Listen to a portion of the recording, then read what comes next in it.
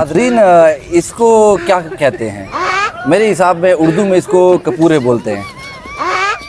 और कहा यह जाता है कि वो कामयाब इंसान है जो इसको उठाता है। तो आजकल जो ट्रेंड चल रहा है ना, ज़्यादातर लोग जो है ना इसको उठाने में लगे हुए हैं। तो कहते हैं कि जो उठा ले वो कामयाब है। तो इस वक्त जो मौजूदा सूरत हाल बनी हुई है, सियासी देख लो या जिस फील्ड में देख लें, तो जो उठा रहे हैं वो कामयाब है। लेकिन हम जो है इनके उठाने में वालों में से नहीं है, हम जो है इनके काटने वाले में से हैं। तो इसको काटा कैसे जाता है मैं दिखाता हूँ। इसको कहते हैं कपूरे, और सराइकी में इसको बोलते हैं, क्या बोलते हैं वो आपने कमेंट में बताना है, मैं नाम नहीं ले रहा, तो आपने कमेंट में बताना है। हम हैं इसको काटने वाले में से। ये यूँ रखा है इसको यहाँ, इसको देख लो, ये उठाने वाले देख लो इसको एक दफ़ा, फिर और यूँ मारा इसको और उसके बाद काम ख़त्म। ये दूसरा आया, ये दूसरे जो उठाने वाला है।